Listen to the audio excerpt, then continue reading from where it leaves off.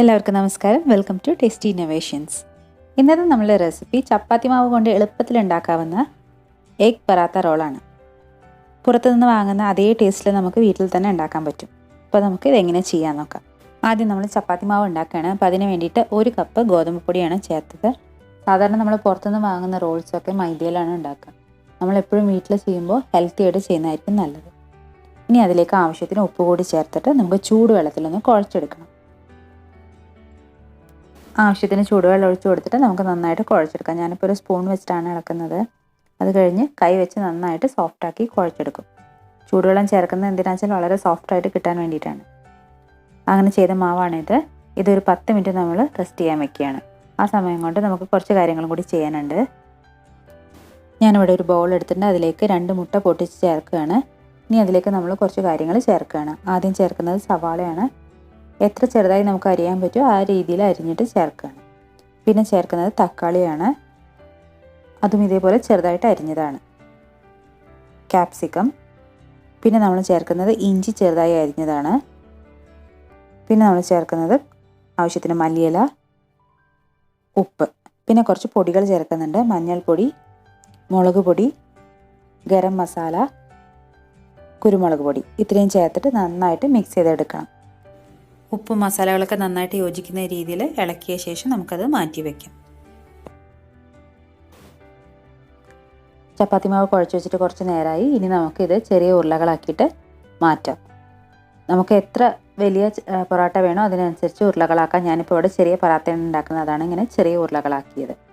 ഇനി അത് നമുക്ക് കുറച്ച് പൊടി കൂടി ചേർത്തിട്ട് നിങ്ങൾക്ക് എത്ര വലുപ്പത്തിൽ പരത്താൻ പറ്റുമോ അത്രയും വലുപ്പത്തിൽ പരത്തിയെടുക്കാം. ചപ്പാത്തി നന്നായി പരത്തിയ ശേഷം നമുക്ക് അതിൻ്റെ മുകളിലേക്ക് കുറച്ച് ഓയിലൊന്ന് സ്പ്രെഡ് ചെയ്ത് കൊടുക്കാം. അതുപോലെ തന്നെ കുറച്ച് പൊടിയും കൂടി വിതറി കൊടുക്കാം. ഇനി നമുക്ക് ചപ്പാത്തിയുടെ ഒരു സൈഡിൽ നിന്ന് സൈഡിലേക്ക് ഒന്ന് റോൾ ചെയ്ത് കൊടുക്കാം.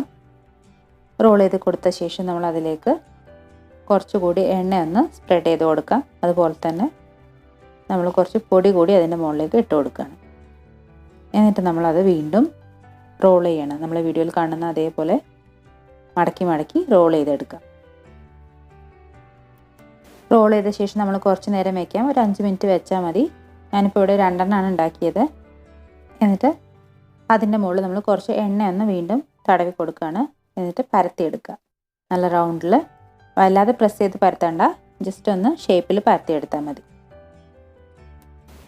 ഇനി നമുക്ക് പറാത്ത ഉണ്ടാക്കിയെടുക്കാം. അതിന് വേണ്ടിയിട്ട് ഒരു പാൻ വെച്ചിട്ടുണ്ട്. അത് ചൂടായ ശേഷം കുറച്ച് എണ്ണ പുരട്ടി കൊടുക്കാം. എന്നിട്ട് നമ്മൾ ഉണ്ടാക്കിയ പറാത്ത ഓരോന്നായിട്ട് വെച്ച് കൊടുക്കാം. എന്നിട്ട് 2 സൈഡ് നന്നായിട്ട് കുക്ക് ചെയ്തെടുക്കണം. തിരിച്ച് മറിച്ചിട്ട് കൊടുത്തിട്ട് നന്നായിട്ട് കുക്ക് ചെയ്തെടുക്കുക. അങ്ങനെ കളർ മാറി വരുമ്പോൾ നമ്മൾ അതിലേക്ക് നമ്മൾ നേരത്തെ റെഡിയാക്കി വെച്ച എഗ്ഗിൻ്റെ മിക്സ് ചേർത്ത് കൊടുക്കാം. മുട്ടയുടെ മിക്സ് നമ്മൾ ചേർത്ത ശേഷം എല്ലാ ഭാഗത്തേക്കും ഒന്നാക്കി കൊടുക്കണം. നമ്മൾ ഒരു സൈഡിൽ മാത്രമേ ഇതിൻ്റെ മിക്സ് ചേർക്കുന്നുള്ളൂ. എന്നിട്ട് ആ സൈഡ് നന്നായിട്ട് തിരിച്ചിട്ട ശേഷം വേവിച്ചെടുക്കാം. എഗ് പൊറാത്ത ഇവിടെ റെഡി ആയിട്ടുണ്ട്. നമ്മളപ്പോൾ റോളാണ് ചെയ്യുന്നത്. അപ്പോൾ അതിലേക്കൊരു ഫില്ലിങ് ആവശ്യമുണ്ട്. അപ്പോൾ അതിന് വേണ്ടിയിട്ട് കുറച്ച് കാര്യങ്ങൾ ഇവിടെ എടുത്ത് വെച്ചിട്ടുണ്ട്. ഞാനിവിടെ എടുത്തത് സവാള, ക്യാബേജ്, തക്കാളി, ഇതെല്ലാം നീളത്തിൽ ചെറുതായിട്ട് അരിഞ്ഞതാണ്. അതിലേക്ക് നമ്മൾ കുറച്ച് ടൊമാറ്റോ കെച്ചപ്പ്, മയോണൈസ്, ഇത് രണ്ടും കൂടി ചേർത്ത് ആവശ്യത്തിന് ഉപ്പും കൂടി ചേർത്തിട്ട് മിക്സ് ചെയ്തെടുക്കുകയാണ് ചെയ്യുന്നത്. നിങ്ങൾക്ക് വേണമെങ്കിൽ ഇതിന് പകരം കുക്കുംബറോ അല്ലെങ്കിൽ ക്യാരറ്റൊക്കെ ഉപയോഗിക്കാവുന്നതാണ്.